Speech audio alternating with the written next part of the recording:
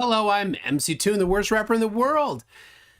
This is the After Show. I have with me right now, let's see, I have Team Skeptic and Joe. Joe stuck around. He might be here, but he actually, his Zoom just dropped out. So we'll see. But what am I doing? Neither of them are right now in the chat. I did send an invite to there we go, to Skydiver Tanner. So here's the deal.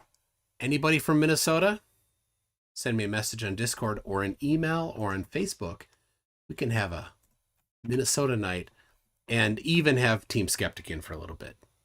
So I need, let's see. I made, you know what? I'm just going to go over a little thing here. I made pickles. These are pickles that I made with one of my kids. Actually, she wasn't very interested. I mostly did it all. These are pickles I made. So I was going to eat some, but I'm like, I can't eat during the live stream. It's little ugh, for people. So they're pretty good. I do like, even though they're not very like in season cucumbers, they're really good pickles. So Fohammer is from Michigan. You're not from Minnesota. Yes, it is Minnesota night. So yeah, there you go. We got some garlic, some jalapenos, and oh, look at this. You see that orange right there? What kind of pepper is that, people? Yeah, Gary IOW, there are chilies. We call them peppers. We don't call them chilies, really. Yeah, that's a habanero. There it is. And yeah, they are better than the ketchup chips. The ketchup chips were, even when they're fresh, I didn't like them much. So, all right, let me remind you, I got these cool mugs. They just showed up. You got the Tron version with the Daft Punk that just broke up, that talks about not understanding science. And then the crazy old coot Mark Steele making ridiculous claims, claiming he's an expert and obviously having no idea whatsoever. If you watched the interviews, the undercover interviews that Raynard Wilson did with Mark Steele, or if you watch the entire, now all three full-length, like hour and a half interviews have been published on my website, mc2.net/Mark Steele. He's crazy, and he's spectacularly wrong about everything. So I hear. Why are you talking about me, bro? I was not talking about you, Team Skeptic. I was talking about Mark Steele and how he's full of crap. He doesn't understand. That moron. He doesn't understand anything. He said, all right, I don't know if you saw this. Mark Steele, when asked about ionization, said, what is ionization? Mark Steele's answer was, ionization is when you knock an ion off an atom. Oh, okay, yeah, he's dumb. And then, but he claims to be very, very expert. And then the interviewer, Raynard, is like, he knows what he's talking about. He's an electrical engineer, but pretending to not know, says, he like stammered because it was such a ridiculous thing. And he goes, well, what's an ion? He goes, there's an eon and an ion. One is positive, one is positive, one is negative. An eon and an ion. It's an anion and an ion. And a cation. Oh, cation, yeah, okay. Cation is positive. But then Raynard says, well, which one's positive, which one's negative? And he didn't know, which of course makes sense because he just made it up. It was completely fabricated. Or I don't know, maybe he has some weird, goofy, wrong memory of things. I don't know. Anyway, it was a crazy interview to just hear Mark Steele talking to somebody that was his friend, right? That he thought was his friend. And he's trying to help. Raynard was trying to help Mark Steele assemble his thoughts so that he could put his evidence together to present better. And the whole time, Mark was evading questions. It's like hurts you to listen to it because this is how he talks to people that he thinks are his friends that trust him. Like, it's just crazy. So anyway, all right, we've got Skydiver Tanner, Team Skeptic, and we've got Joe back. How are you all doing? Good. How you doing? Super. So if you don't know, Skydiver Tanner is in Minnesota, just like myself and Joe. Wow. And tonight, Team Skeptic is honorable Minnesotan. So He dealt with some cold. He can be an honorary. I've drank plenty of mini Dr. Peppers, so being a Minnesotan. Minnesotan. Oh Yeah, yeah, being Minnesota Minnesotan. from Fargo. Fargo. yeah, for sure. Don't you know? And well, Team Skeptic did just get to experience a little bit of cold. What was the coldest it got there? You. Oh, I'm so sorry. I forgot. Okay, what was the coldest it got there, team? Okay, let me tell you guys something. In my hometown, the radar station next to me. Wait, before you tell the story, I need to go get my tiny violin. Yeah, please do. You're gonna need it for this story. The sad song. Get the tiny medium one, not the tiny one, because there is some pain to the story. So we went in a period of 4.5 days. We went from -2 freedom units to 80 freedom units. That is called weather whiplash right there. Damn. -2 freedom units temperature? Yeah. That's in Texas. Wow. Yes, -2 to 80 when within was the 4.5 last days. time it was below zero there? Might have been a decade. I don't know. Well, just so you know, here we had -30 about. Yeah. And nobody cares about that. Yeah. Yeah, but the wind chill was 726. Minus 726. You know, I will give him credit that, -2 for Texas. That's brutal. That's legit. That's cold. That's legit. I'll give you that. Right now, it's 10:30 p.m. right now in Texas, and it is 70 degrees outside. Damn. I love it. Here. I love it. I wear my mankini just to the store right now. We had like a 40-degree change from last week. We were at like -6 to like, what was it, 38 today? Yeah, so in a week, 40, we jumped 40 degrees. It's shorts weather up here. Oh yeah, definitely. People when it's been below 20, 20 below, and then it gets up to 30 above, people are outside in t-shirts for a while. So yeah, I'm roasting in my apartment right now. I'm in a tank top and shorts. Yeah. I'm sweating. Quiddy says no one wants to hear your story, Team Skeptic. I know. It is. It's a pathetic story of suffering and strife. All right, I you know what, Joe, I gotta show you this here. Okay. When I do debates, I play a little blurf bingo here. Nice. I gotta say, Joe, you have like the least. I'm not even close on getting bingo on you. So I have like 3 claims without evidence, right? Which kind of is your foundation. Incredulity, like I don't believe it, and then dome/firmament. Like I can't even say dismissing evidence outright. You accepted everything. I just see it differently. Then, I think possibly. So there you go. Okay, hold on. Let me ask you a question. Do you do believe that there's a dome over our head like that completely encloses the flat Earth? Here's what that's funny because I was just going to actually comment about specifically that. Okay. If you're moving orbital velocity or the orbital in quotations, if you're moving that speed, it's very, very hard. The air when you try to go into the air, and you guys under re-entry, right?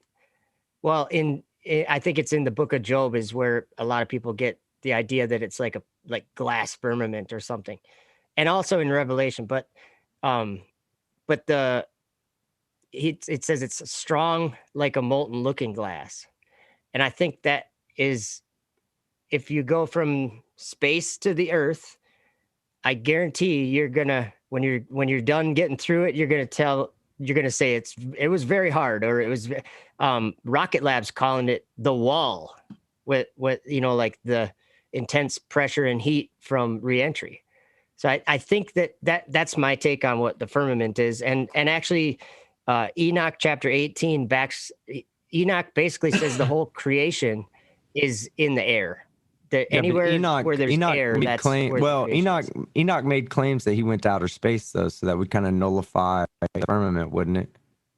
Well, I'm glad that you knew that. I'm gonna There's not a take- lot of people. I'm going to take a go ahead. Riley quick, so keep talking. That's Yeah, sure. interesting that you mentioned that, because that Enoch did go. He went up. He was getting like a tour of the heavens or whatever, and he went to a place where he saw 7 transgressing stars, and it was like a waste and horrible place. There was no water there, no birds or whatever. And I think he was in space because he saw what I think we call planets today. But how would he have gotten to space if there's a firmament keeping everyone from getting to space? I don't think that there is a firmament keeping every. You know how a lot of flat earthers they say well, nobody can get. Oh, sorry. Yeah, no, I'm sorry. I shouldn't have cut you off there. What I mean to say is, like, you said that there was a molten, and maybe you were just saying that other flat earthers say that. I thought maybe you were saying it, that there was a molten glass. Like in the book of Job, it says that it's strong like molten looking glass or something like I guess like a eyepiece. So you don't take it as literal, you take it as metaphorical.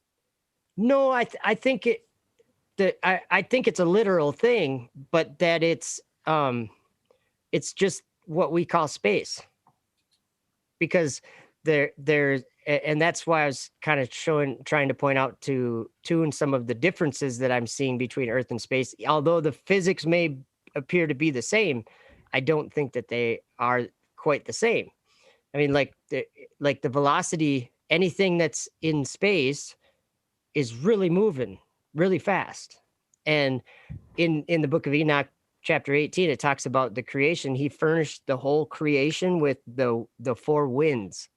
And so I'm thinking that's the air is what I'm thinking. So anywhere basically where there's air, that's the earth. And if there's not air, then it's like the heavenly realm or whatever, the spiritual. I mean, to some extent, that's right. Because we do have a Carmen line at which, the scientific definition is the amount of atmosphere is so little that it's basically considered space at that point. It's a place of nothing, basically, except for the planets. He actually, when Carmen did it, he did it based on whether at the elevation or the pressure that he thought that lift-based flight was possible. Yeah, lift-based flight. Like yeah, exactly. Wings. Yeah. With wings, it's where any kind of flight is based on not on aerodynamics but astrodynamics. Like that's when you're moving high velocity. Yeah. Tell me if I'm wrong. If we had just like a rocket and we were going to shoot it straight up in the air, we could go as high as we wanted, but it's just going to come straight back down, right? I mean, nothing's going to hold it up there. And I kind of see it as like this, because if you're like where the ISS is, that's moving like 17,500 miles an hour. But when Charlie Duke was on the Saturn V, it was moving a lot faster than that to get higher, right? So maybe that's something that I've never looked into this much, but I could imagine, and maybe I'm wrong, but I could imagine that your velocity is directly related to your altitude, I guess. Yeah. In space, but I don't know that. Hey, Joe, I can see it that way though. Wait, do I go by your first name or should I call you something else? I'm sorry, I didn't mean Joe or anything. Call me EftupWorld, whatever. It doesn't matter. Joe would be easier for me if that's okay with you, but EftupWorld is fine as well. There was something I mentioned in chat towards the end of the stream that you just had, and I'd love you to do this for yourself because you made a comment about the horizon being flat in all directions. As you look across it, it never seems to curve. It always seems to be flat. Mm-hmm. Now, what I would love for you to do, and you can actually do this right now. It's not a really hard visual experiment for you to perform. If you take your eyes and you look at one corner, think of where your wall meets the ceiling, right? And pick one wall. If you look from one corner of that wall to the other corner of that wall continuously with your eyes, the line will appear to be straight. Yeah. Okay. Now, if you take your phone, you put your phone in front of your face and you look at this and you do that same thing, the line will not be straight. And the reason is your brain fills in that information, right? So your brain takes that information and goes, okay, well, I know that's a straight line. Yeah, exactly. It says, Yeah. I know even what you see is being slightly altered by your brain so that you don't see the same thing. Now, when you do it on your phone, your brain knows that you're looking at a picture on your phone. It doesn't actually try to make corrections for the line. So when you do it on your phone, you'll see the line start off at an angle, then it goes straight, then it turns into an angle again. And so like raising and lowering a fisheye lens, you can kind of see that. You can see what part of the image is being distorted as you move it up and down, or as you point it up and down. Well, the reason why I say that is because a lot of the observations are done without instrumentation. So, of course, when the observations are done with the eyes, it also has a processing unit, which is the brains, that takes the information in and processes it and says, this, to my best knowledge, is what you're looking at. So to make that claim, you got to kind of take that. There's a couple of times you mentioned tonight where one time you said you start from a position of it being flat. Well, when you work with that type of presupposition, you then have to accept the fact that having a presupposition like that will lead to certain confirmation biases. So that's the purpose of having peer review and using instruments over human sensation to determine, scientific values. Yeah, I'll give credit where it's due. I mean, Red's said something really simple, and to get the point across, I think that you're kind of making is he said, you're a carpenter, Joe. If you're going to measure from here to here, how are you going to do it? You can do it with your eyes. And obviously, no, I'm not. I'm going to use a tape measure because it's more accurate. So right. Exactly. I think that kind of maybe sums up what you're sort of, saying, I think. Well, yeah. It's to an extent when you're looking and you're saying everything appears to be flat, it's not necessarily the same things. You're really just looking at a horizon and determining that it looks flat based on your brain and your eyes. I mean, when he's talking about making a measuring tape, he's still right because it's using instrumentation for preciseness. Here, what I'm saying is that your brain actually fiddles with what you're looking at to say, I know this is, it compensates so that you feel like what you're looking at is completely flat, but pull out an instrument that has, a great enough sensitivity, and you'll see that your eyes are deceiving you. And that's the tough thing that I have, is because, that's why when I'm in these conversations, I'm talking about the stars turning or the sky turning so much, because it's like it is something that's undeniable happening up in the sky. But then if we kind of start out on a globe, well, then it's obviously the spinning of the globe that makes the sky appear that way. But that's kind of where I have a little trouble. And I'm like, well, like for a long time now, I've believed that everything up in the sky is of a different nature. And I'm not saying that it's different than what we're saying or what you guys are saying. Like I do think that everything that we've learned about orbits and Delta V and doing things up there, I think that's just what someone in the chat said. It was we learned by making observations. Yeah. And that's how we come to these, to know how to do certain things. Like we could say we don't know anything about space, but we do know how to put a satellite in orbit and keep it in orbit, and the ISS in orbit, and whatever we want to call it. We can do those things, right? We can look up in the sky and see them. So I do, like I acknowledge all that, like what you're saying about being accurate with measuring tools, or with more accurate ways to perceive certain things. And I acknowledge that, but I have, I guess I would say there's something stronger that for me that I've learned. Well, it's like the thing where what I hate hearing the most is like, the horizon always rises to eye level. Again, you're trying to use your brain to detect that. You're not going to detect and that isn't down, a half of a degree or 1 degree. And so that that's isn't why even we true use anyway, the measurements. is it? No. No. And that's why we because use as you go up the horizon, right. barely But You know. but if, like you're saying, if I send up my drone, like a Mavic Pro, Yeah. and if you have the camera straight forward, and if you go up and then back down, if you measured pixels, you'd probably be able to measure it. Tiny amount. Here's something I want. I'd like you to think of this just for a second, because you seem like you at least got the 60-60-60 answer right. I'm sure you'll understand this concept here. Okay, so if you look at the hypotenuse from your eyes to the horizon, right? Think of that as the hypotenuse of a right triangle. Think of the eyes to your feet as the base of the triangle, and then from your feet to the horizon is the height of the triangle. So you have the base, the height, and then you have the hypotenuse, right? So observably, as we go up in elevation, we see further. So essentially, what we're doing is we are increasing our base, and by increasing our base, we are also extending our height. You know, I guess it's wrong to say it like that. I'm trying to use base as the short end of the triangle and height. But so flat earthers would exactly have to explain how raising your height actually gives you more ability to see further. Since you are limited at only 6 foot observation, you're limited to about 3 miles. You raise up a little bit, you can see much further.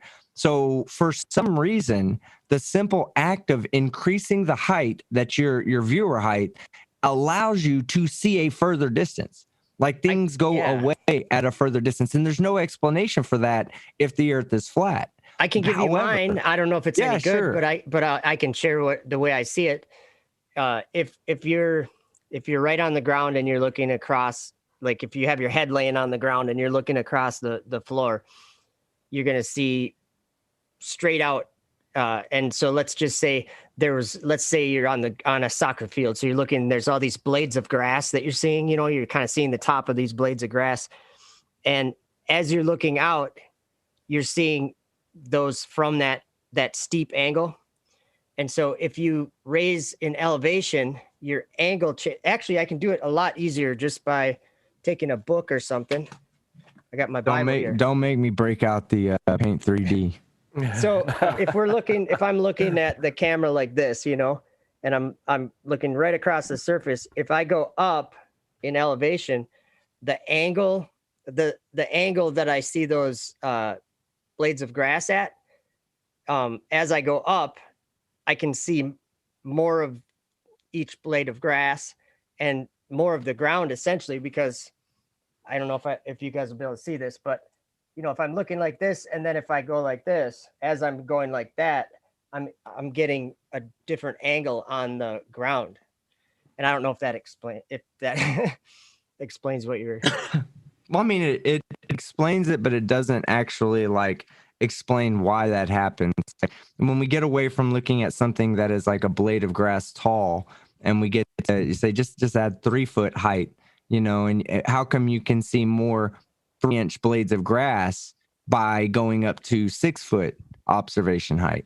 It wouldn't really explain that.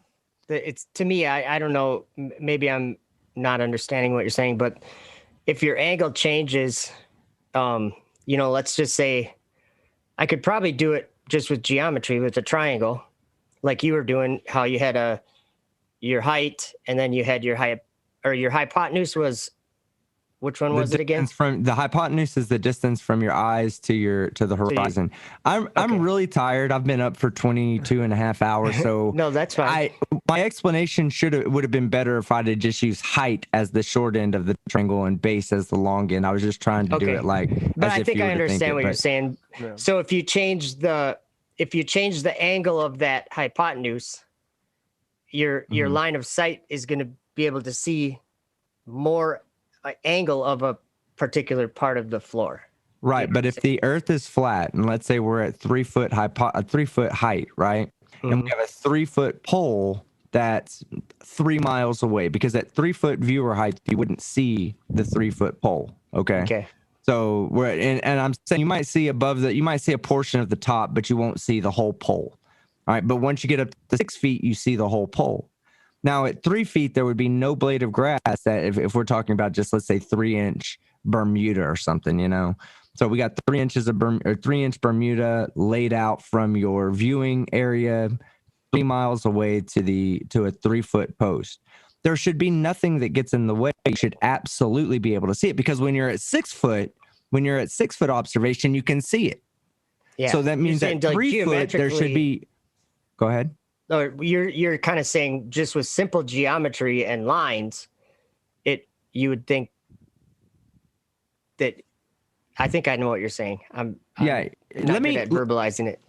Okay, let me do something real quick. Okay, it won't take me but a second. Oh, people are screaming in fear if you're going to be getting out paint.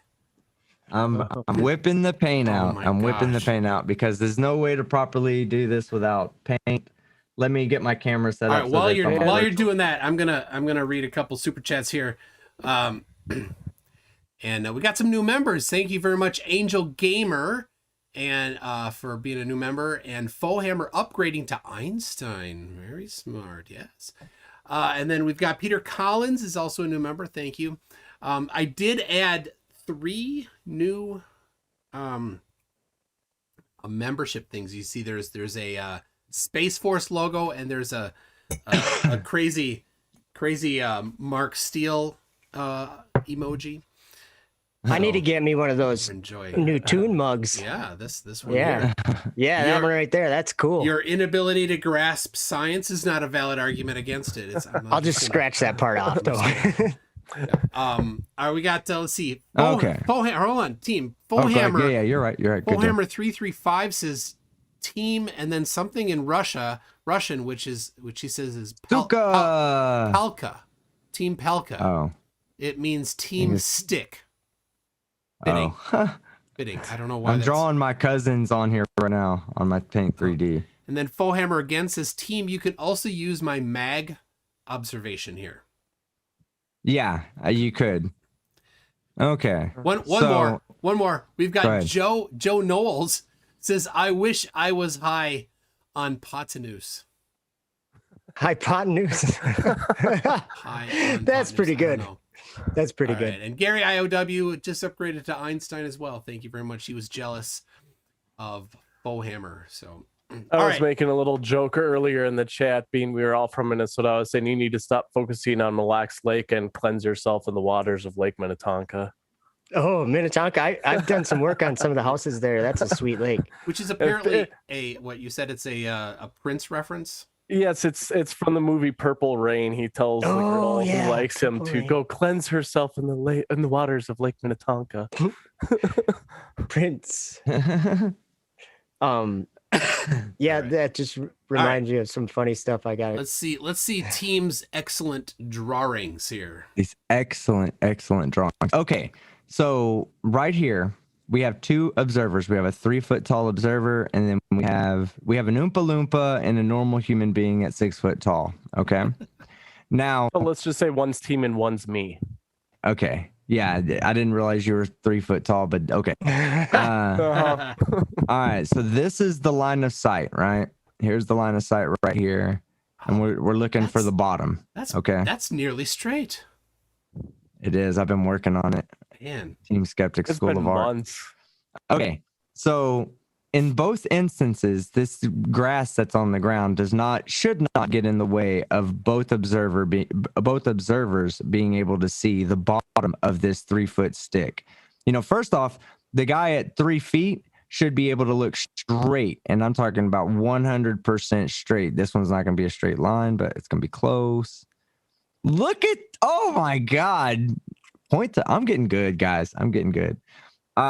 So this guy right here should be able just to look at exactly perpendicular to the pool to a plumb bob. Okay. I won't make you assume that gravity exists. We'll just say that as a carpenter, there's a downward force, right? Yeah. As a carpenter, a plumb bob hangs straight perpendicular to the ground when the ground's level. Okay. Just not towards the center. I'm just teasing. but there's nothing that should get in his way from seeing the top of that pole, right? Would you agree with that?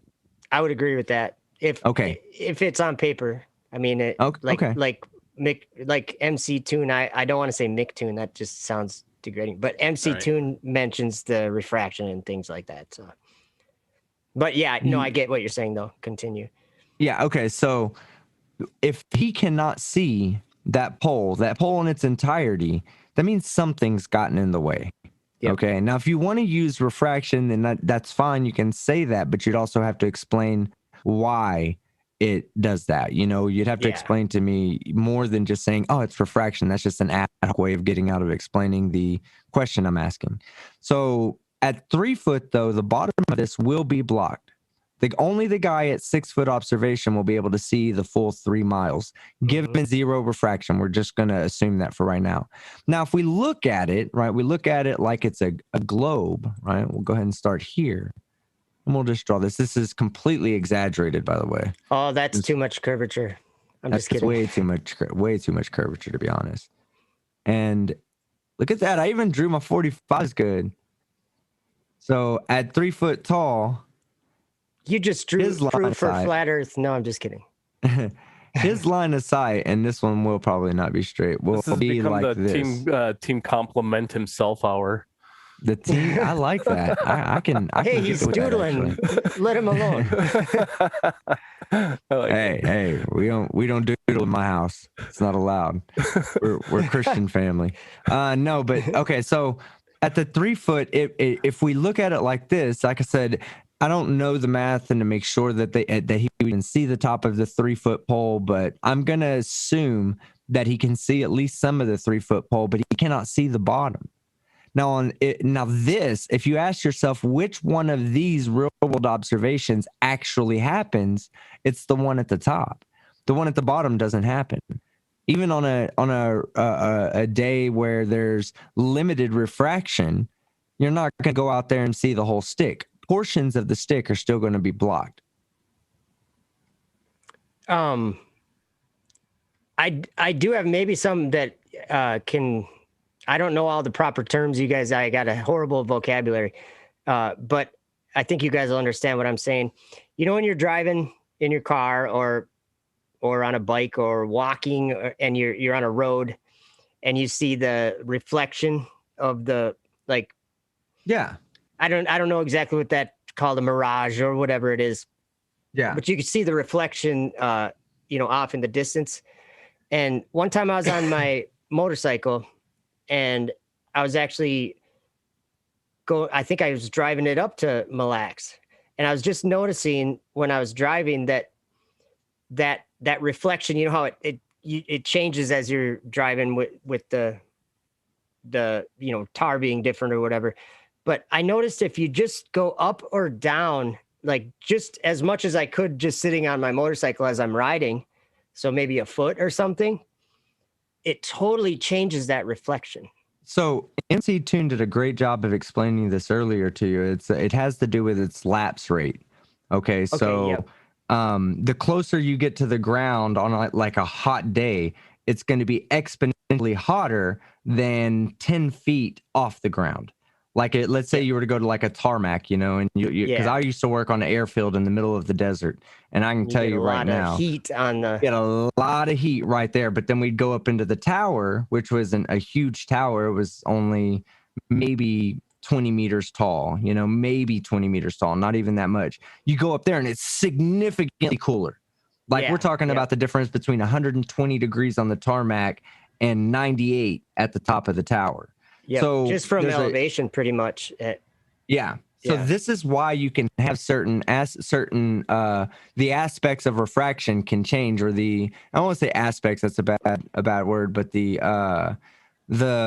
amount of refraction can change based on not just the temperature, the lapse rate, but also how close you are to the ground. When it's super cold on the ground, and it's a lower lapse rate. I believe that's right, Toon. When it's super cold on the ground, it's a reduced lapse rate, right? Or is it higher? Yeah, it's. Would that mean more reflection or less? It's usually less. It's usually colder near the ground, in low atmosphere, and then once you get up to I don't know exactly where it is, and then it reverses. Yeah. Well, okay, so when you're talking about when you're talking about the reason, like when you see it like that during a hot day, it's because there's a temperature inversion. I think it's called a temperature inversion. It's where instead of what it does, instead of bending the light down, it actually bends the light up. Okay. And that's what you're seeing. Typically, you're seeing the sky. Let's say you have no buildings, or people walking over it or anything like that. And you look out and it looks like it's a water mirage. That's typically because you're seeing the sky. The rays are coming in from the sky. And then as they get closer and closer to the ground, they begin to start being bent up by the temperature. Typically, those types of things are from a reflection, actually. Reflection, that's like because your angle's so steep. This is just my understanding. The way I think of it is like if my eye could see X amount, a certain size, and then as that size would get smaller and smaller, it seems like maybe wouldn't be able to make out that size anymore, and that the light would bounce off of it. No. What happens is as a light comes in at a very shallow angle to this gradient that's very, very steep. It goes from hot right against the surface of the pavement to the air right above it that's cool. And so there's this gradient is extremely sharp, right? And so the refraction in that particular area gets past the point of reflection. It's called total internal reflection. So it actually bounces, the light bounces off that interchange between the it seems gradients. like you can see that. It seems like you can see that. Absolutely can. Yeah. I was going to ask you, what would happen if we had a long enough vacuum that we could look through a vacuum like that? Would we see in a vacuum you would not have any reflection or reflect neither reflection or refraction, you're saying you wouldn't have either unless you put a mirror in there, well, what if you're like, I'm not saying a polished floor or something, but like a smooth floor, you would probably see some kind of reflection, I'm guessing, but I don't know. I've never had a vacuum that big, but it's just a thought. Yeah, Dyson makes vacuums that big.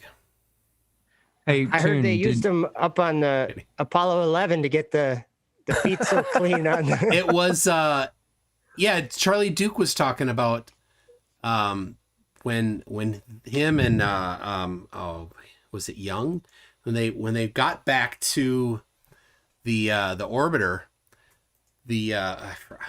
I only remember Charlie Duke. When they got back to the orbiter, the guy that stayed and didn't go down to the surface opened up the hatch and is like, "You're not coming in here," because they're all full of dirt. Oh yeah, you were saying that. And let's see, I'm trying to switch this so that it's not just pinning. No, all right. And because they stayed there, they slept there 2 nights actually on the moon. Which is weird. They were there for quite a long time. Yeah. And so they did 2 or 3 times they went out. And so they came back in, there's just dust everywhere. So yeah, the guy that was in the orbiter opened it, said, "You're not coming in here," shut it again. A couple seconds later, whatever, he opened up the hatch again and floated them a little dust buster. And they cleaned up everything and got themselves, de-dusted. Did that dust smell like anything? Do you remember that he said? He did talk. Somebody asked him, but I don't remember what he said. That's something that interests me is the smell of something that's been in space. So the smell of space, I've heard them say that it smells like steak, or it smells like what else? Metallic, like a spent metallic gunpowder. Yeah. So when you have sulfur, brimstone, you pull all the air out, then any gases that are in any materials are going to come out, and you're going to outgas, and they may bring with it particles. So there may be, tiny little bubbles. Burnt cookies inside of the... Well, there could be air trapped inside the aluminum, because there's a lot of aluminum in their I wonder materials. I really wonder about that. that's another thing. I go back to Enoch mentioned, or it was actually Noah. It was actually Noah was told a few things, and he was told about these waters, these dark waters. In the Bible, there's waters above and waters The waters below, or whatever. the waters above are clouds. So Well, that could be too. That could be, but they're the dark waters, and he said that they smelled like they were connected with the smell of sulfur or something. And then you have Chris Hadfield saying smells like brimstone, like a witch has just been there. And I'm like, why would you say that? Like, that's weird. how does But he's never been around a witch, How does he know so what a witch smells so like? he's just basically guessing. he's giving an analogy using. you've heard people say it and- tastes like crap. How do you know? Have you I've never tried crap. tried? Yeah, exactly. Good point. Good point. Yeah, Justin, Russian last name that I can't pronounce. Or is it Greek? Oh, it's Greek, I bet. It's I don't know. Anyway, said Enoch also said the earth year is 360 days, and we know that's wrong. 364 days or something. Yeah, the number of days. Oh, my internet is unstable. The number of days was wrong. That's what I Well, heard people you say. get that Well, then, wrong when you the know- Stonehenge people got it right. Well, they didn't Or talk. He didn't have Stonehenge guy's email address. Ah, that's what it is. his internet was down. Well, I got a question for you then. I don't know if this was asked earlier. You believe that we've been to the moon. Do you believe that we're at Mars with the rovers and stuff? I have to be careful the way I say it. I believe that when men go into that place that we call space, or whatever you want to call it, I call it darkness now. But when we go into that place, that we are open to being deceived. That's just a belief that I have. That just over the last 5 years, I've kind of learned that, and so I'm not expecting other people to understand why I would say that. But there's Well, if you believe in God, you already know that He deceives humans. That's part of His thing. Well, He does create good and evil, and He does all those things. That's what it says in Isaiah. Outside of the creation of good and evil, and I'm accepting the presupposition that God exists. Okay, I can't think of the name now of it was Abraham and Isaac that He sent up to the mountain to kill his son, and then said, "Oh, it was all a test to see if you would listen to me." Was it not Abraham and Isaac? Is that the proper story? Yep, you're right. Okay. So God completely deceived Abraham, put him through emotional stress, having to make a choice between son and a belief, a faith. And, of course, we know, or I saw it when I was a Christian and I read the Bible and understood it. I saw that to just be a parable, like to something to give you an example of how you should treat your faith with God. If God commands you to kill, you shall kill, whether it be your son or your enemy, it doesn't matter. When God says this, you do this. And so I never saw it as real. But if we're to take the Bible literal, then that story right there is a pure definition and example of God's ultimate deceptions on the human race. So how do we know that Mars isn't a planet that's up there? Even if you're right that it's up there to deceive, how do you know that that's not a planet that's been put there by God for you and for me? Like to get resources from or something, you're saying that For whatever reason. Yeah. Well, and then that was going to lead into my next question is, go for it. If you think that these are real places that we are going to, if you were to go step away from your deception, would you think that those are round or globe objects? And then if so, why would the Earth then not be a round or globe object? Okay, those are some good questions, actually, really good ones. I'll try to give my just brief because obviously to go into some of these things, if I was gonna give you a full answer of what I believe, it would take a second, but I'll try to just kind of narrow in on a few details.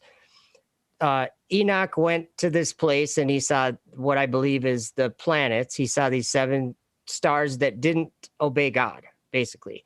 And the angel that he was with told him that that place had become a prison for the stars and the host of heaven because they transgressed or they sinned or whatever. They didn't obey God's, the courses that they were supposed to go on, right?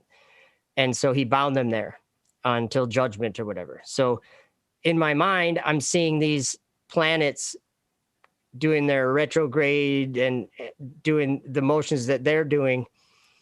And again, it is kind of different because these things could be looked at as from the ground. Without a God, you could come up with that idea. Oh, those ones are doing something different. Those 7 are doing something different in the sky than all these other ones. These other ones seem to be doing something different. And so I could see how someone would come to that and say, yeah, that makes sense. But the thing that caught my attention was Enoch called those 2 times. He called those 7 stars, the planets or whatever, he called them mountains burning with fire. And I'm like, I don't know why. I still don't know why. But then in Revelation, I saw that exact same phrase. And when John said that he saw some angel throw a mountain burning with fire into the sea, and a third of the sea became blood or something. So I do think that the things up there, like convenient timing, the perseverance or whatever, you guys saw that video, right? Of the, all the dust going and stuff. It looks very real, right? And I can't say that it's not. Did I cut out or something? No, you're good. Okay. I want to ask you a question though. Go for it. Just from a skeptical point of view, when I hear you talk about mountains of fire, I immediately go to a volcano. I mean, how do you not think that maybe they were looking at a volcano? That's exactly what I was thinking too. Well, I'm just asking from a purely skeptical point of view. No, that's a very good question. I mean, like if he says mountain burning with fire, why wouldn't you look for a mountain burning with fire, right? That's what you're saying. I totally get what you're saying. He said, I'll try to quote it. He said, I saw there 7 stars of the heaven bound together in it. So he was definitely talking about 7 stars in the heaven. And then he said, he twice he said, it was in chapter 18 and 21 of Enoch. He said, like mountains burning with fire. And then he said, and they're rolling over a fire. And I'm thinking that's kind of what they're doing, right? They're going around the sun. And so apparently Enoch was kind of saying that place up there was a place it had been turned into a prison because they didn't obey God, and I do think that the story that I'm reading in there, it was interesting, Team Skeptic, when you mentioned that Enoch went to space. You're the first person that I've ever heard know that. I've never heard any, that is true. It's very true that Enoch went up there. And there's actually more to it than that. He saw men riding on wagons up there. And they were going from the east to the west to the south. And it was noise from their wagons. The noise from their wagons. And I hope you guys can tell kind of where I'm going with this, or where I'm thinking Enoch's talking about. He's seeing men riding on wagons up in the sky. It said on the 4 winds, and it was the noise from their wagons that it moved it caused destruction to the earth. It moved the pillars of the earth, which when the flat earthers say the earth has pillars, that literally means the wind. The whole creation is furnished with the air, is my understanding of the 4 winds. And the 4 winds are the foundations of the earth, and they are the pillars of the heaven. This is in Enoch chapter 18. It's clear as day, right at the beginning of Enoch chapter 18, verses 1 through 5. So I do think that whatever kind of dome or whatever we want to call it, I do think it's just a separation from air to a place that we would call near vacuum, I guess, a place of darkness and nothing and some planets or whatever. When do the waters start? Because, in the Bible it says separate the waters from above from the waters below. So where do the waters start if it reaches out to a near vacuum? My understanding is that is waters. Okay, so you're equating one watering the literal sense of water like we understand it to be here on the planet's surface, and then the other waters really a whole different kind of water that really represents more of the vacuum of space. And we know it to be similar to a vacuum. I'm saying the waters, because there's other verses. It says God bowed the heavens and came down, and darkness was under his feet. And so I'm thinking, if God's above whatever we think is space or whatever, and the darkness is beneath his feet. And then it says his pavilion round about him were dark waters and thick clouds of the skies. So I'm thinking that the second verse in the Bible has space in it. I don't know. And I can't get anybody in the flat earth. I mean, there's several people that fully understand what I've been seeing, in this angle of this or whatever. But most of them, they're just like, nope, it's fake. And I'm like, Genesis 1 verse 2 says there was darkness upon the face of the deep. And that word deep, it means abyss. So there was darkness upon the face of the abyss. That's in the second verse in the Bible. So that's biblical cosmology to me. There is a place of darkness above the earth. And it's the firmament, really, because God created the light or whatever, and then 3 days later he created the sun, moon, and stars and placed them in the firmament to be for signs, seasons, days, and years. And then and also to give light upon the earth. So it was obviously a place of darkness if he made the sun, moon, and stars to give light upon the earth, right? Right. So people have a hard time with me saying that the outer darkness or the abyss is up. It's not down. Like the bottomless pit. Think about anything that's in that space. Isn't it free falling around something else? It's moving I at the mean, right speed. Yeah, to our, for our understanding, it is pretty narrow, but not for y'all's. Yeah. All right. Can I interject here for a little bit? I got a couple super chats because General E. Shady said for $2, his team been getting drawing lessons from Puckett. From Puckett Word been teaching you how to draw. That's so mean, so oppressive. Hold on, hold on. I gotta sign this. Who is that for? General E. Shady? Are you gonna? It's the multicolored pen that he has. You gonna cry yourself to sleep there tonight? No, I'm making him a gift right now. People were I don't know. He gets pink. People were trying to auction off your drawing, and you got some bids, a negative $2 bid. Oh wow, thank you guys. So that means I had to give you my drawing and $2. Yeah, that's amazing. Thank you. Somebody offered to pay $5 if you burned it. It got up to $20 if he burns it. Oh. It's good for me to burn this. It will literally cost $5,000 almost. So no, we're not burning it. Unless somebody wants to buy me a 3D printer and I'll 3D print it. I'll 3D print this 2D picture.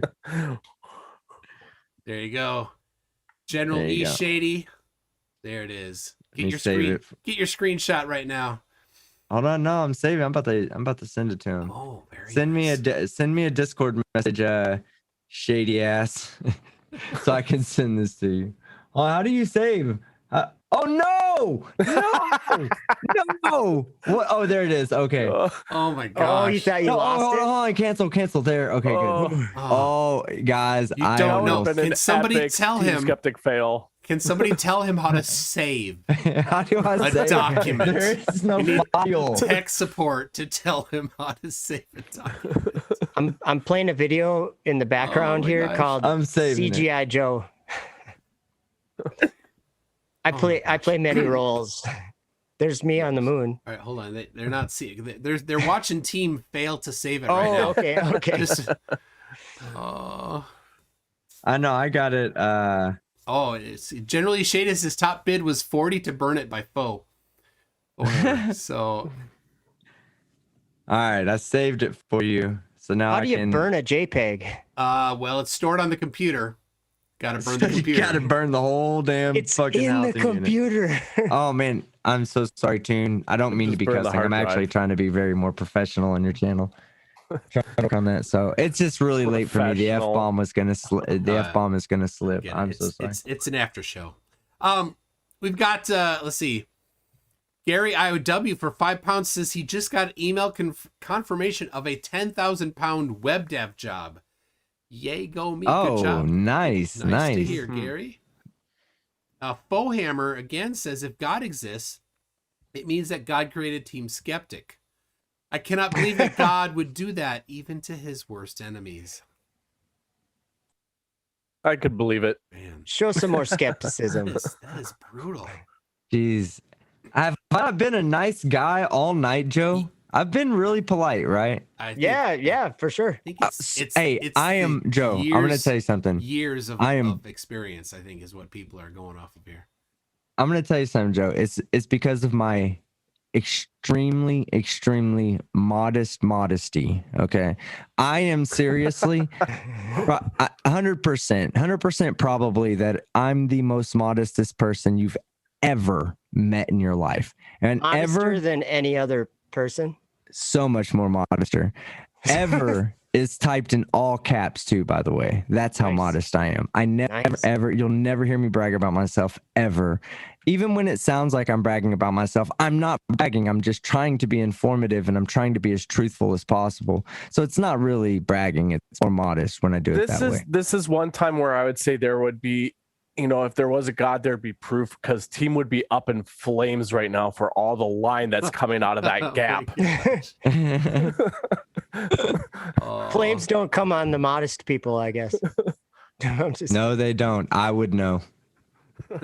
Clive Wells says, did I just hear the words team and fail in the same sentence? How odd.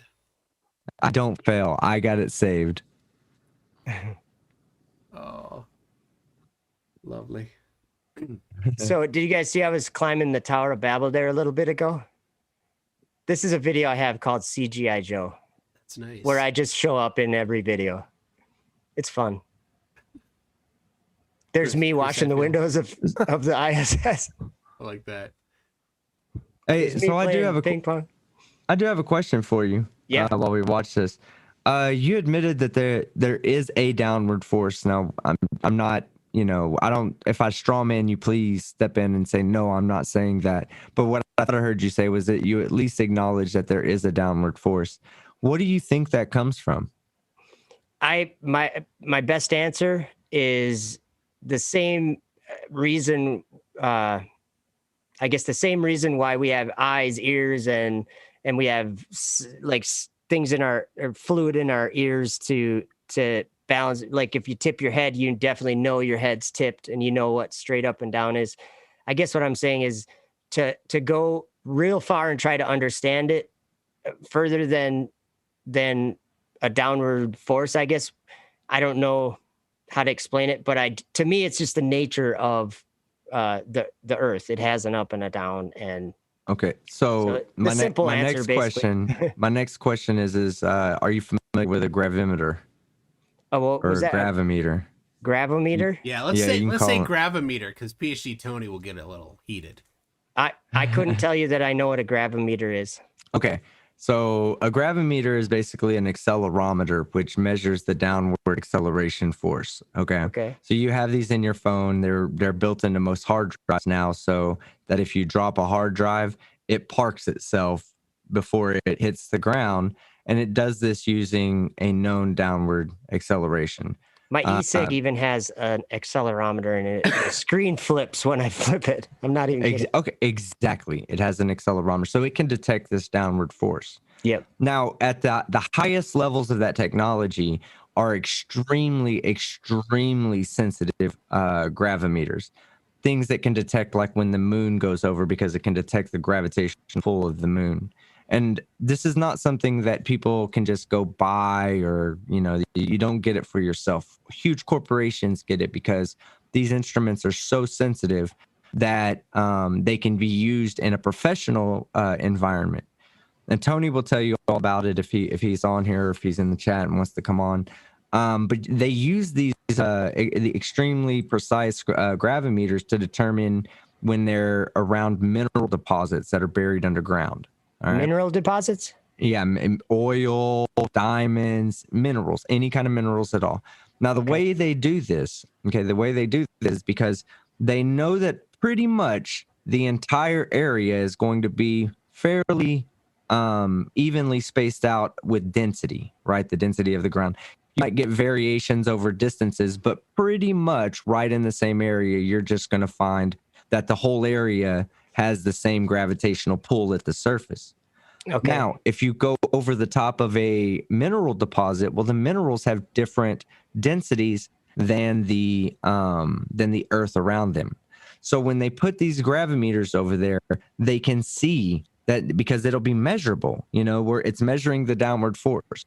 So it'll measure a little more a little more or a little less, depending upon the situation, of course, depending upon the whatever substance mineral it underneath is, if it's more dense or less dense. Okay.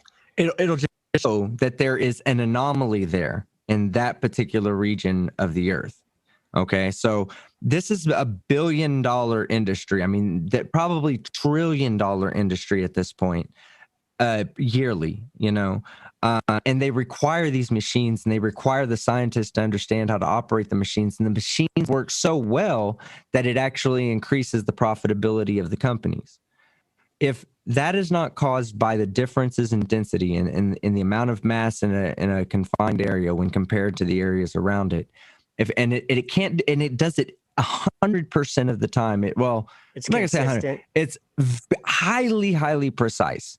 If you took and figured out what the different minerals were, you could probably separate it out consistently too. You could make your business run efficiently and profitably, and this is why they do it. Now, how do you explain that if it's not for the different densities in the earth?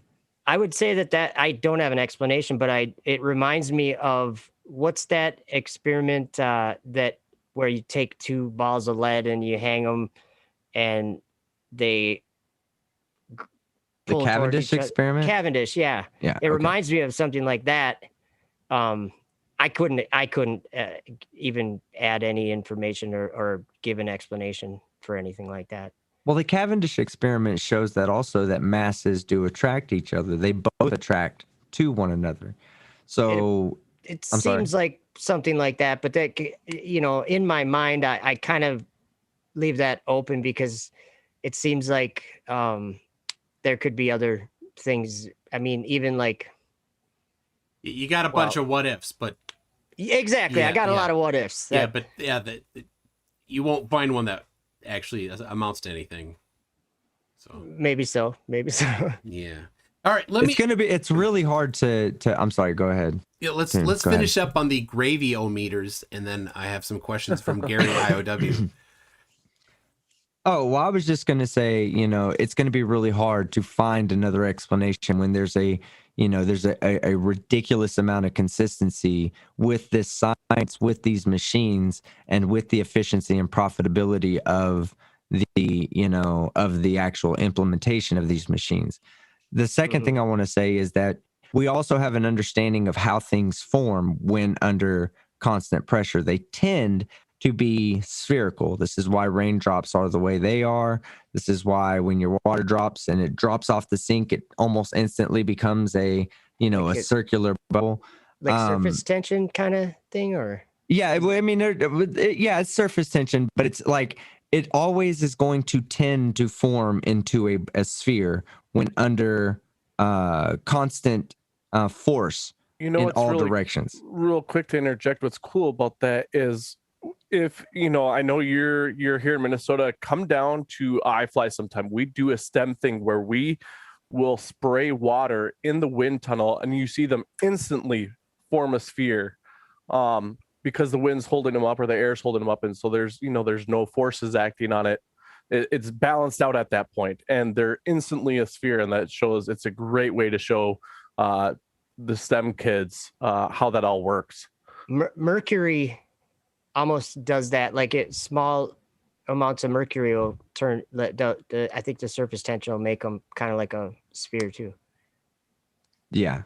Well, you can do it. There, there's a good experiment out there, and I don't want Tune to play it because they'll claim video. I mean, I guess you can cut it out later if you want.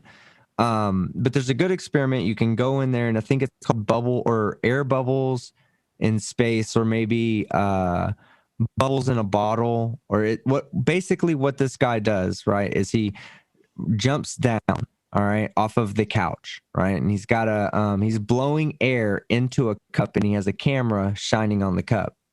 Now, when the bubbles come out of the straw at the bottom of the bottle, they go up and they form like elliptical. They're kind of like smashed, Yeah. But then once he's in free fall, then the bubbles all become spheres and they just sit in place as if no force is acting upon them at all. Now, you'll agree that when you accelerate in a car, that you feel a backwards pull on your body, correct? Yep. Okay, good. All right. So when this bottle is going down, we can also agree, and this is, observably, true, that when you let an object go, it doesn't just have a velocity downward. It has an acceleration downward, correct? Yeah. Great. Till it reaches, I don't remember what the right word. Terminal velocity, but we're not even, the guy's jumping off the couch. He's not reaching terminal velocity. He's not getting close. I see.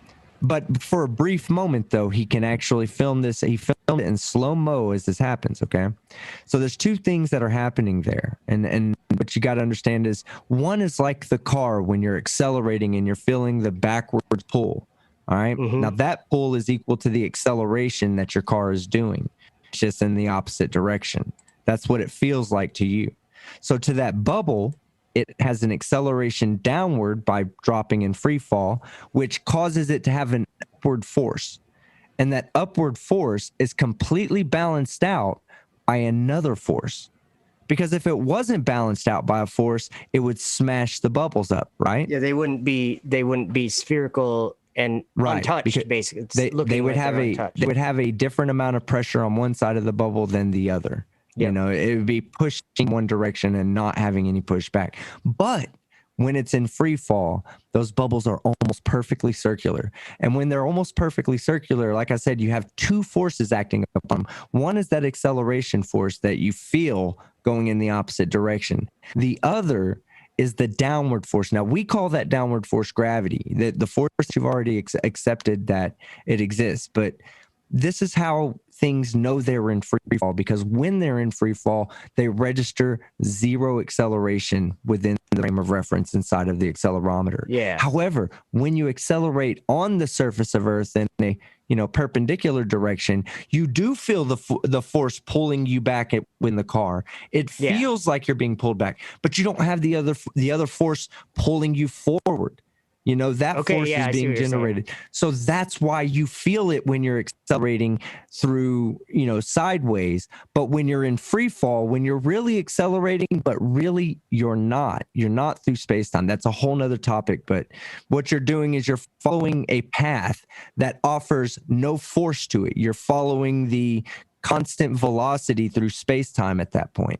That's what a free-falling object is doing. That's why it doesn't feel the forces of gravity, because not only is it accelerating towards Earth because of gravity, but it also has within its reference an additional force pulling it back, completely balancing out the two forces. Makes sense. I mean, to be honest, it's somewhat confusing to me. I haven't studied all these things, obviously, but so I couldn't explain exactly what's happening. I mean, I know that if you drop something, it's going to accelerate till till it reaches that terminal velocity, I guess, and there's a certain rate at it which it accelerates. What is it? 9.8 meters per second. 9.8 meters per second squared. Yeah. And so like I think that's pretty.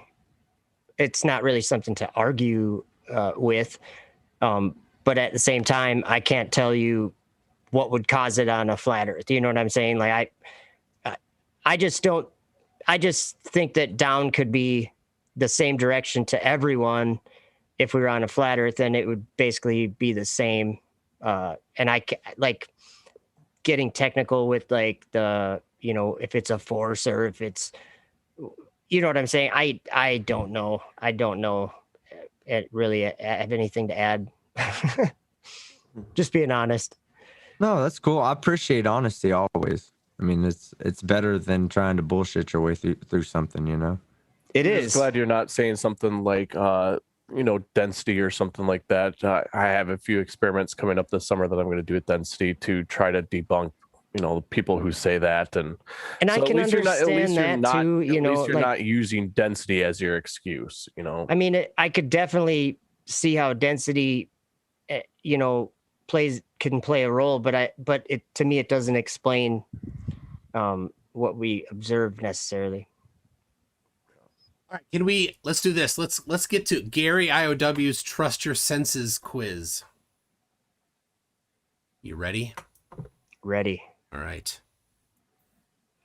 How bright is the light in your room? How many lux is it, or lumens, or candela? I don't know. Oh.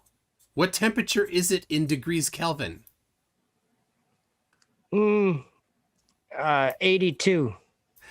That's damn cold. That's cold. 5,000. 5,000. No, I'll take that's what hot. Skydiver said. For 3. Closer to 5,000 than 80. Okay. Yeah, you can't. Are we all answering these? Because mine would be about 298. Ooh, that sounds good. No, right. My this fish tank lights are 65,000 or 6,500 Kelvin. There you go. It's mostly for Joe, but We'll let Joe answer first. yeah. All right. Take 3 bowls. Take 3 bowls. Put some fairly hot water in one, some cold water in a second, and tepid in the third. Team tepid means medium between hot and cold. I was gonna say you might want to run that one by me. Yeah, Team probably knew that already. Put each hand in the hot and the cold, one each, right? Yep. Wait until you become accustomed to them, then put both hands into the tepid water at the same time. Is it hot or cold? It's in between, I thought. Does it feel hot and cold? Your 2 hands will tell you different stories. Right. Well, you have to word the question right. Yeah. Well. Would it feel? You're saying would Yeah. it feel hot or cold? Yeah. Right. Yeah. Would it feel? Okay. Yeah. I would say that one would feel hot and one would feel cold. There you go. The opposite. And that's why we have thermometers. Thermometers. What are they? Some people say thermometer, but I like saying You know, Tomato. Thermometer. when I do construction and stuff around the house, and people help me, like my kids, I teach them the names of the instruments and tools that we use. So there are fork, there spoon. No. So like if you need to pound something in, Yep. right? What do you use to pound something in? Spoon. Hammer. No, a pound applicator. Oh, well, yeah. If you have application, a screw and you need to twist it in, what what tool do you use? a screw twister. A twist applicator. Okay, it's the applicator itself. Yes, you have applicators and meters, and so See, we just call it around here. No, I'm just kidding. yeah. So In Minnesota, we don't call it that. if you want to find out how long something is, what do you use? A length applicator. A lengthometer. Yeah. Lengthometer. Yeah, okay. Lengthometer. How come it's not an applicator now? Because it's not applying anything. It's not applying measuring. anything. It's measuring. Yeah. Well, it's applying for a job to measure. Oh gosh. So there you go. Everything's either That would be a job applicator, though. Yeah. Oh yeah. that would be a job to apply. Oh, that yeah. Oh, see, Quantum Degreaser, he knows. He's a mechanic. He uses RPM-o-meters and MPH-o-meters. Oh, yeah. I got a tachometer. Yep. When if you have a screw or a bolt that won't come out and you need to, right? You've used your twist deapplicator already and you're like, Okay. I can't get it. You need to Your get ratcheting deapplicator. Yeah, you need to get it hot. What do you use to get it hot? A heat applicator. A heat applicator. Absolutely, you're learning. Heat Good job. applicator. All right, third question. Look out the window, find a church steeple or some other prominent landmark. How far to the centimeter is it away from you? Exactly how far Not my exactly, measurement just shows me. Margin of error to centimeter. Yeah. You can't tell. Exactly what the measurement says. You can't, but with your eye, you're not using any, you're trusting your senses. Oh, if that's the case, I would have to say I'm probably not going to be able to measure that with my senses. Yeah, So you need an I would say instrument. Like it's real like a lengthometer. real far away. You need a lengthometer. or yeah. The answer Lengthometer is would be best for that. 5,000. The answer is 42. It's always 42. Always You 42. said it had to be to the centimeter, right? Yeah. Okay, so Peter HWS. 500,000? No. Well, if it had to be the centimeter, then 500,000. 4 inches. 500,000 centimeters. You said to the length of the horizon, right? No, to the nearest church steeple or some prominent figure. Oh, I thought you said to the Oh horizon. my I gosh. ain't- Pay attention. Listen. I'm doing my Use best, your- use man. your- We're 14 minutes away from being a 24-hour I don't awake calculate in session. centimeters. I do it in inches. I can't do that. I can't figure that out. I can't. It's like the next 4 days. If I'm up late making a video or something and I end up like all of a sudden it's the next day and I'm like, oh, you feel kind of weird. I'm making a Then joke about it's like Nathan 3 or 4 Thompson. days before I get back to normal. I have I'm a like, question, "Ugh." Joe. I have Yeah. a question for you, and this goes right along with what Toon's asking you. How, if you have, or how do you convert kilometers to meters? I use the Google applicator. It just Googles. The Google applicator. I like that. Hey, I'm just being honest. That's the best way to do it. in I my have another book. question from Fred Knotts, just for this one's for Tanner. What's the difference between beer nuts and deer nuts? Beer nuts are $1.25 a bag, and deer nuts are under $1. Oh, I that's was pretty gonna good. say one I actually like to eat, but then that could go all sorts of wrong too. That was a pretty good one. Dang. Oh, John Rapp says Flurp obsession with 8 inches is just envy. Yep. Yeah. Oh my gosh. Oh dang. All right. That's lovely. Why were you up so long, team? I worked on a video last night and I put it out today. So I got up at midnight last night because I fell asleep on the couch like a moron. And I just woke up and had all this energy. And then I did the like pre-release live stream to my video. Yeah. So I streamed for an hour with Brainy, which felt like about 12 hours with the way Oh my Brainy talked. No, I love going. Brainy. I love Brainy. I could have literally asked like 3 questions the entire time, and we would have had no problem letting Brainy just talk for 20 minutes at a time. And then I could have just interjected and said, well, what about this? And he'd just talk for 20 more minutes about whatever I just brought up. But no, Brainy's cool as fuck. I love Brainy. I'm glad he came on today. I need to get you on tune for one of my pre-release live streams as well.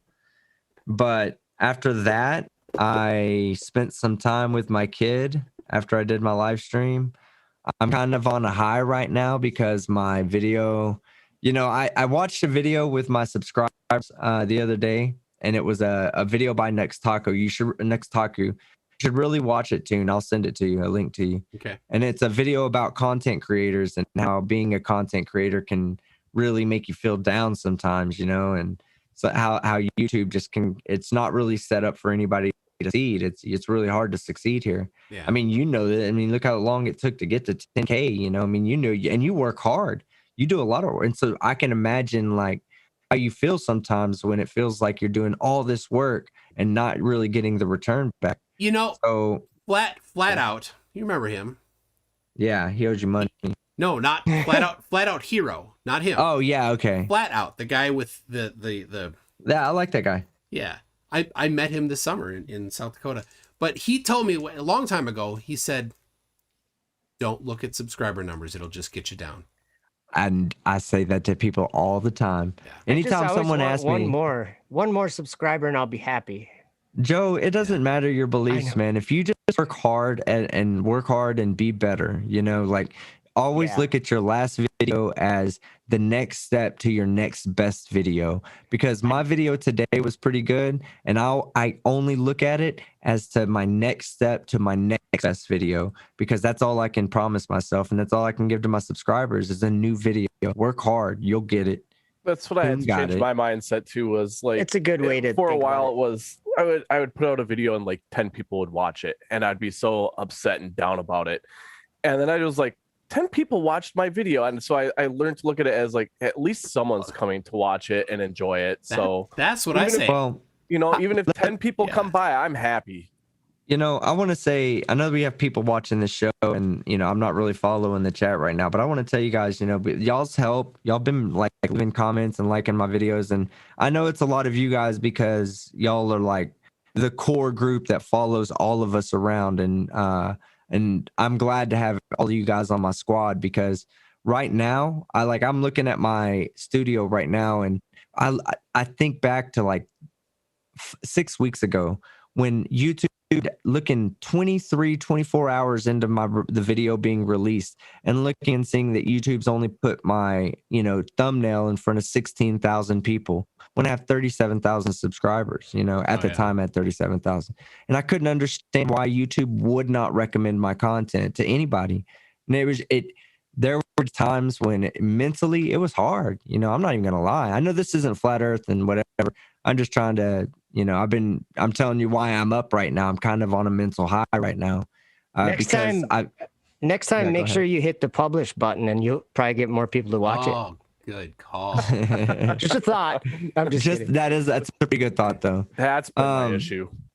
But yeah, so I watched that video and then you know, he jokes around in the video about YouTube having a mental health meter now, and it's called in your analytics. When you open the page up, you know, it says, here's your last upload, and it's number 4 of 10, you know. And so he was like, if you're above a 5, you're feeling good for the day. When you drop below a 5, you know that that's going to affect your next video, and you know, it's like a mental low. And like every video I've put out for the past 4 or 5 videos has been number 2, you know, number 2 or number 1. One of them was number 1, and it's not going to be beat for a while. But all these other videos, every time it's 2, you know, 2. So I know I'm doing almost as good as my best video in my past 10 videos with every new video I put out. And it makes me feel good. So right now, I don't even want to go to sleep. I want to sit here and hang out with you, MC Tune and Skydiver, and Joe. I want to hang out with you, Joe. I'm enjoying this shit, man. This is like my emotional high is right now. You know, before we were on, I think you were talking about, or we were talking about like magic, what the things we do now 100 years ago, people could have only, if they would have been able to see them, their only solution probably would have been, well, that's impossible. That's magic. Like, you know, like using a cell phone, talking into this little device and someone else can hear you somewhere else in the world. Things like that. That interests me because when I think about that often, because of what the prophets wrote, you know, in the Bible and other books. When I look at that, I'm like, some of the things that they would see, I think we all have, if we're going to consider it, we have to think about like, how would they describe some of these things that that they might clearly would not know what they were if they did see them. Do you know what I'm saying? Like, that's Yeah, why. a lot of them, this was prior to the scientific method. So a lot of those guys, when they saw something, they tried to give it an explanation that was consistent with their already prior beliefs. Yeah. Okay, so Yep. I'm not saying that what they didn't experience wasn't true, wasn't real to them. But they also, every time something happens to you, I'm sure you're trying to figure out why it happened, Yeah, good or bad. It doesn't matter. You want good, you want to replicate it. Bad, you want to avoid it. But you want to So, know, though. You want to know what. But you want to know. They wanted to know. They weren't. If you look back, really, while technology has advanced, really intelligence hasn't much advanced. Our ability to learn. And our ability to learn was just as strong back in the day when the Egyptians and the Israelites and the Romans, they were still intelligent. They just weren't as technologically advanced as we were. So they were looking at, and sometimes before the, hey, look, there's biases that can naturally occur. This is philosophical here, like when you're talking about committing fallacies and all that usually comes from a philosophical standpoint. So what these people were starting to realize as they became more philosophically advanced was that these biases can sometimes affect what we believe to be true. And once we believe it, once we got out of the cloud of just believing what we see with our own eyes and how we interpret it and applying it to the scientific method, we started one by one eliminating the need for divinity. And really, the technology, I think, is a big, huge part of understanding the things the way that we have come to understand them. Do you know what I mean? Like, obviously, Galileo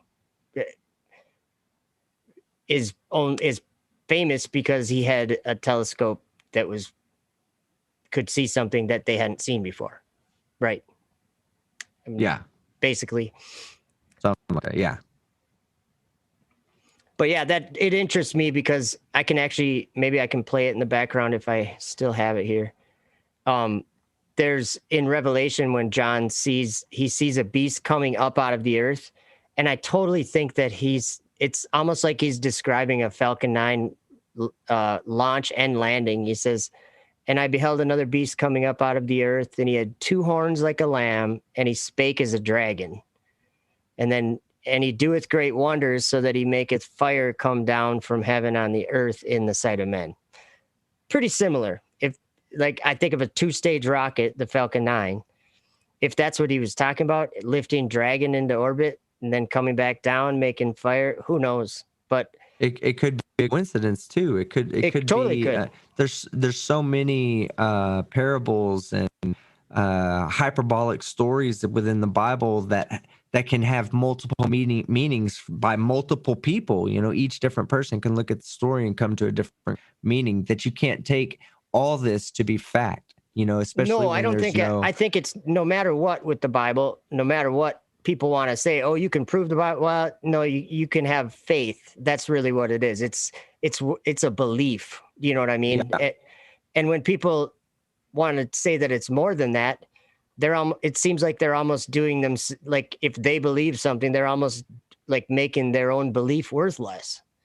You know what I mean? So I like. Yeah, let me ask a question. What's wrong with believing in science? I don't think there's anything wrong with belief drives you. Science says opposite to what you're saying. Science says that the Earth is a globe. Well, you're saying the Earth is not. Some things do, but let me pull up an image here to give you. Do you only believe in science when science confirms your presupposition? Do you see the picture I just put up? Observations that I make, and I do mean, like, I'm not trying to say I don't believe something if I don't see it or whatever. I'm not saying that, but I am saying that if I observe something that's very concrete to me, like when I set my camera outside on the ground and I don't move my camera, and I get an image like star trails that are turning in the sky, for me, that's direct evidence that the sky is turning above the ground that my camera was sitting on that wasn't turning. And then, of course, for me to go against that, we have the thanks Bob for that idea of the drift from like a ring laser gyroscope. There's MC Toon was going through about 5 of them or so during our stream, I think, of measurements or ways that we can, the word you guys use is prove, that there's motion, that the ground is actually moving. We generally don't use the word prove.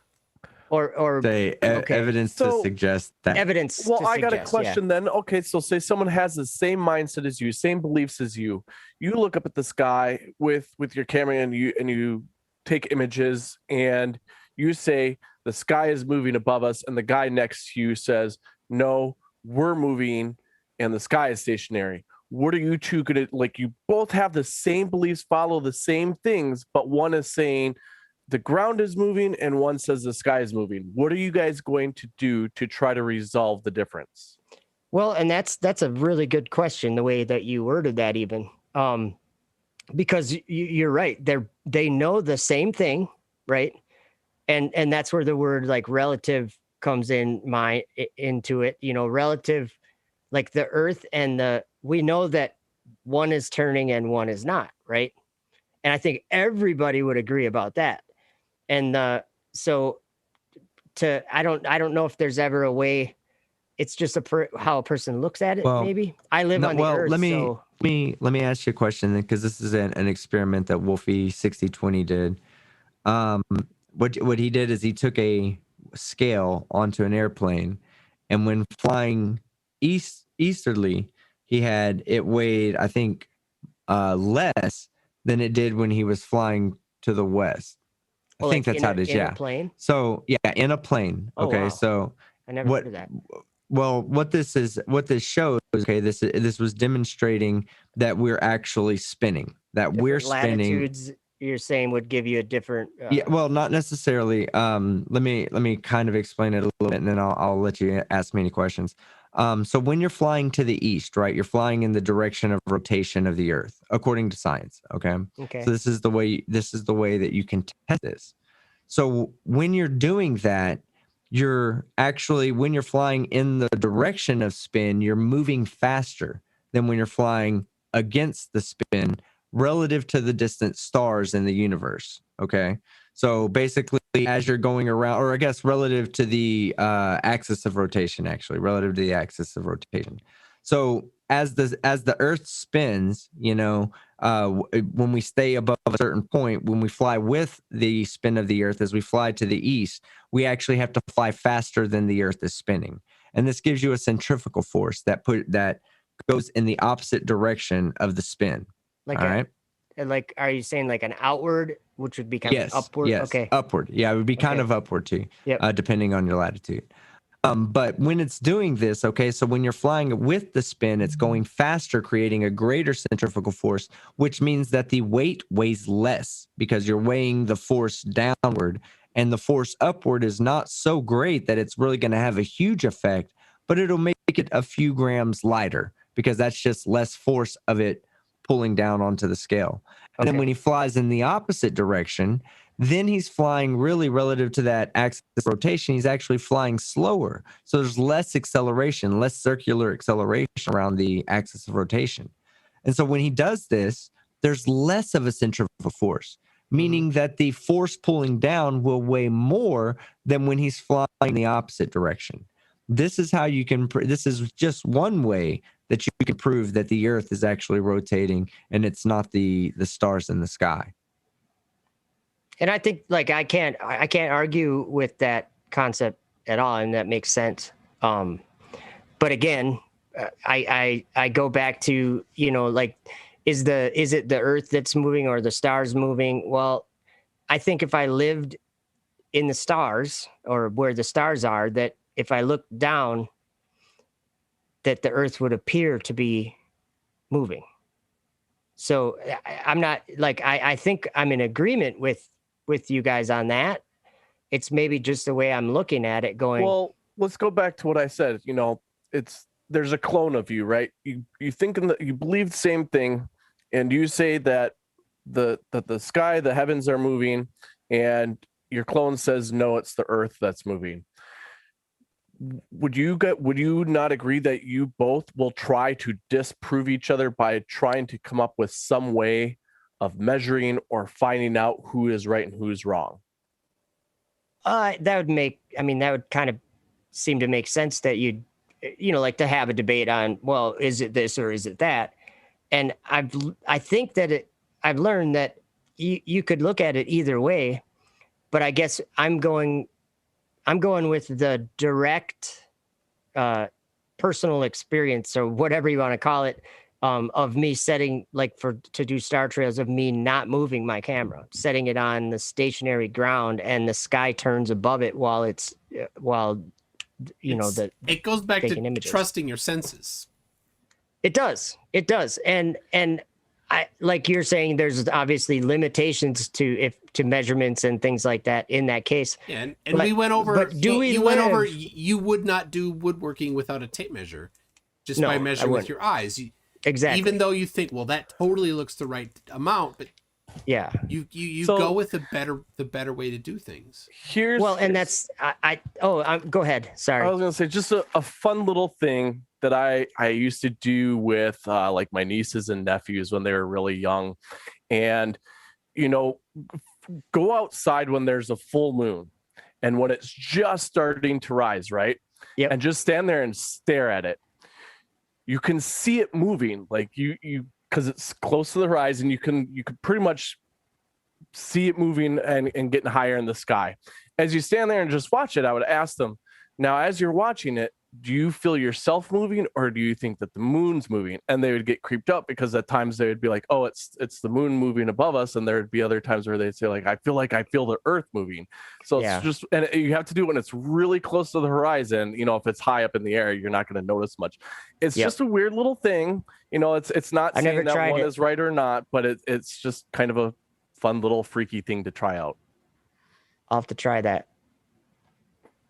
Take some vomit medicine before you do. I was gonna say, some people have said that they've gotten motion sick from doing it. I don't get how you get motion sick from doing that, but depends on how much you drank. I'm terrified of heights. I just don't know about skydiving. It's not that skydiving. I don't know if I could do it either. I'd do it in a second. I'd be so afraid that I jumped off and the Earth just took off out from underneath me and at 1,000 miles per hour at the equator. Me and Toon are going skydiving, and the first thing I'm going to say to him once we jump out, I'm going to say, "See, I told you it's the Earth that's not moving." I'm just kidding. I do want to take a density column with me on a skydive, so I can film it in front of me, holding it during free fall, so people can see what the results are. There you go. Yeah, what will happen when you hit terminal velocity, though? Does that change? It should. Yes. It should still continue. No. No. You'll begin to feel a force within the frame of reference. You'll begin to feel gravity. Yeah, at first it'll go neutral. Well, the whole time you're falling, it'd be neutral. So what you're saying is when I exit, what I should do is... Well, really, you slow down.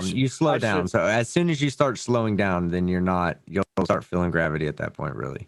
So what I should do is change my body orientation to continue my acceleration. Nah, you don't have to worry about it, bro. You'll be fine. But to do it on a skydiving thing, I don't know how long it would take before there wouldn't be like this huge separation real fast. It would be like the different densities would slowly separate back into the density column. But to get it to work like that, you really have to have very little air resistance. That's why I do it on the vomit comets. Or they'll do it at like a fair ride, you know what I'm saying? Like, because it's real short, it's real big and bulky, and it just pretty much accelerates at the rate of gravity through with little wind resistance to slow that acceleration down. Plus, not enough time to slow it down either. But as the atmosphere thickens up, you slow down. You begin to slow down. Yeah, I'd never be able to wind go in the vomit resistance. comet either. I'd be the reason they named it the vomit comet.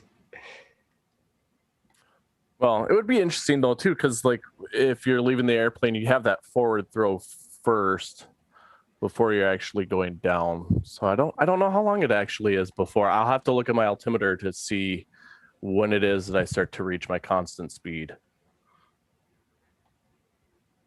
It'd be nice if you could get some kind of readings on like the rate at which it slows down in like 10-second increments. Just either remember it or have a mic and read it off. Well, I do have recordings on the altimeters. It will show it shows by second what my speed is, what my altitude is. I gotta remember if it does show acceleration or not.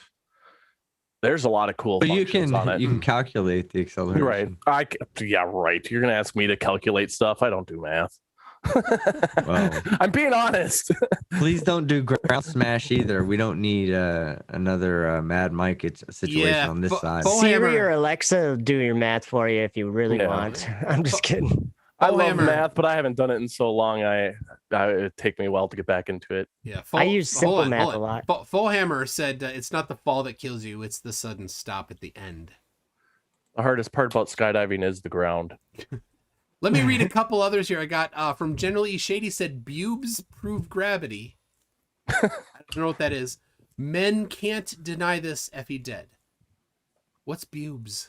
BEWBS. It sounds like One day you'll know. Bubes. sounds like yeah. Do you ever watch South Park? Yeah, you got it. Remember, I'm 13. Oh yeah, 13. I I forgot. gotta be careful what I say. Fullhammer also said solid roast. EftupWorld. I gave it a 7 out of 10. All right, nice. Yeah. So, and then let's see. That's fair. Virillion said faith is the excuse given when there is no evidence. Or if you're just choosing to stick with the evidence that you actually perceive yourself from where you live on the ground rather than going up to the sky in your mind and looking down. Yeah, it sounds like faith again. All right, what's this called? Quick quiz. What's this called? Cut applicator. Skizzers. Yeah. It's a cut applicator. Cut applicator. Absolutely. And what's this called right here? Staple applicator. Oh, I didn't look. It's I can't see it. that's an angle An finder. angulometer. Angleometer. There you go. Angleometer. Right. Oh man, they were talking and they hold on, let me pin your video real quick. Wait, isn't that a fishing tool too? An anglometer? That'd be an angle applicator. Applicator, I think. Yeah. Oh, right. Because it's water. I get it. Okay, now Yeah. you're full screen Well, too. because you're trying to get. Okay.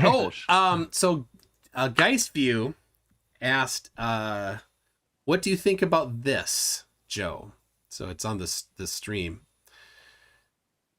This is a bunch of photos that he took himself through the telescope that he owns. Oh, that's so cool. Ooh, can I see them? So many. It's you on, know what? it's on the live I stream. can't see the stream. My other laptop died. It went Oh my black on me. gosh. You know what? I can just go on here. I'll just turn the volume off. I'll figure it out. Sorry. Well, I'm not sharing it because you weren't able to share it. Well, I'm still going. I'm still trying to find it. Well, all right. You'll have to. I don't know. I'm gonna mute myself I'll till I get the. I'll send it to you here. I can Oh, send it okay. to you on Facebook Okay, sounds good. because I have. Because we can communicate in ways that people 100 years ago could not dream of. Isn't that crazy that how fast it seems to have? Yeah. I bought my first cell phone, I don't know, Thank you, 20 years science. ago or something. And Yep. All right. oh, there we go. Oh, okay. Bunch of stars. Closer. What am I supposed to? Or he was gonna. So these he took with his own telescope. I don't know if he Those are was here awesome. for much of the conversation. So Those are awesome pictures or whatever you want to call them. yeah. Paintings. CGI. No, I'm just kidding. See, that's one thing I don't understand. Like, I get that a lot where people show me a picture of like, what are these called? Are these galaxies or what are these called? solar systems, or what are they? Some are galaxies, some are planets, some are Galaxies. stars. It looks like. Yeah. So when whole I bunch. Nebulas. you can open up your camera, and if you like an equatorial mount, like we were talking about earlier, like that same star trails, it's a feature that camera has. I can do that same star trail feature when I'm on an equatorial mount, and you just get a really bright picture of stars because it follows and so you're doing a long exposure of the same area of the sky, and you get a lot of light, and that's what it looks like. Well, I'm just glad you're not doing like Nathan Thompson's friend, where he has a flashlight under a bucket of water where you see it waving, and then he points the camera at the sky and has a star out of focus and says, "See, there you go." Oh, there's a video that I saw of a Falcon 9 launch. Maybe you guys have seen it. It's pretty cool. It's just like a 10-second video, and I can't remember. I'm subscribed to the guy's channel. It's Trevor something, I think. Trevor Man or something like that. I could find it. But if you typed in to Google Falcon 9 and just the moon, you'll come across this video. And he just had his telescope on the moon, and during a Falcon 9 launch, and he was close because it covered up, I don't know, a fifth or a tenth of the width of the diameter of the moon. And the plume afterwards, it looks so cool. I don't know if you guys have seen that. I got it right now. It is pretty cool. Oh my, yeah. Did you see that? I will grab it. Yeah, that's worth. Oh, okay. That's worth watching, isn't it? That and then so, like, just like the gases, I guess is what it would be called. But look at what the how it affects the whole area around the rocket. Like the those things are a crazy amount of energy. And for people to say that it's fake somehow makes no sense to me. It makes no sense to me, and I'm not trying to rip on them. I'm just saying it makes no sense to me. I don't understand how people can just turn a blind eye. And they went and saw a launch. Did you see where they were though? They were far from it. They didn't even hear it. Oh, that's what I was saying. They were too busy harassing people. Yeah, I actually had good hopes for that. I was thinking those guys will realize maybe what this is if they feel the rumble or if they hear it, but they weren't close enough. Trevor Malman is the guy's name. Yeah. Yeah, he I think his channel's pretty new. He's been doing some footage of like Starship stuff they're doing down in Boca Chica. So, all right. Well, it's 12:15. Team Skeptic, it's past his bedtime. So he already fell asleep, I think. No, I'm here. He drooled on his microphone already. I can hear it shorting out. I party, so I'm good. Well, hey, it was nice meeting you guys, and thank you again, MC Toon. Yeah, I think, Joe, I think that your belief system is more in line with a geocentric belief system because could be. There's, they don't deny space in geocentrism. They don't deny gravity. What they do deny is a lot of there's many things they do deny. Like motion related things. Not motion and distance. And distance and things like that. But I think with what I think you're just right there at the point where you could probably, even if you said, I'm not going to give up on the special, place that God gave us or whatever the faith may be that, dictates your life, you don't have to give up on that to at least give up on one dumb idea. And that one dumb idea I think you should give up on is the flat earth. I don't mind. Somehow I knew you were going to say that. Well, I'm being as honest as possible, and I'm not trying to be mean or hateful right here. This is not me being facetious. No, I can tell. I'm just being honest that, like, I think your beliefs and what you're coming to see is more consistent with a geocentric round Earth than it is with a firmament covered flat Earth.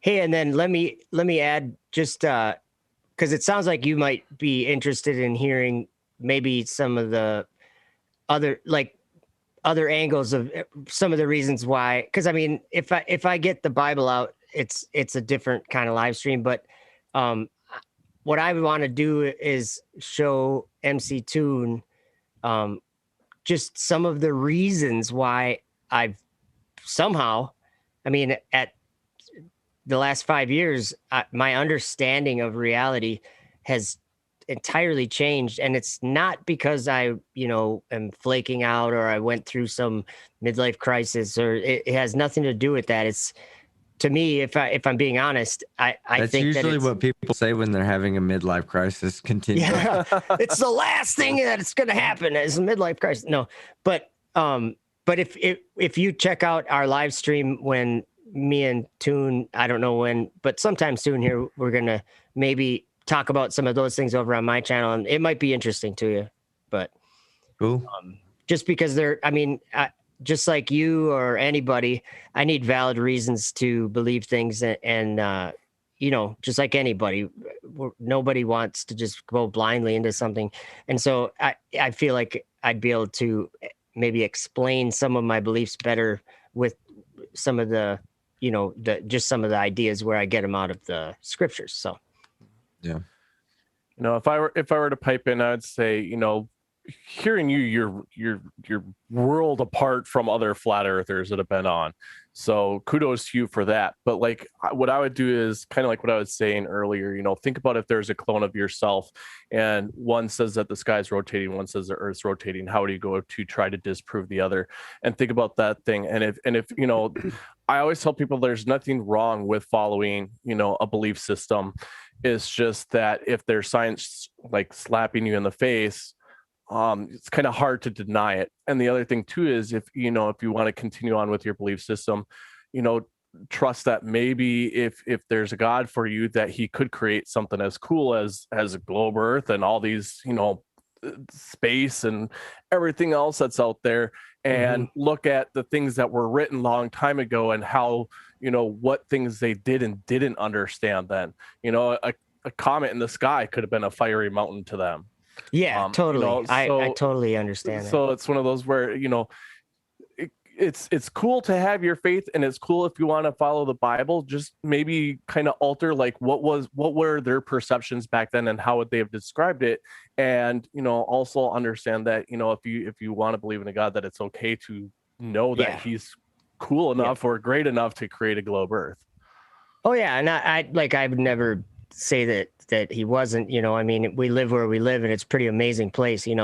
But the one thing that maybe this will be just the kind of the last thing I want to say about it. But one of the topics that maybe isn't understood about some of these scriptures is that a lot of the prophets were seeming to be writing about a specific time that was coming in the future.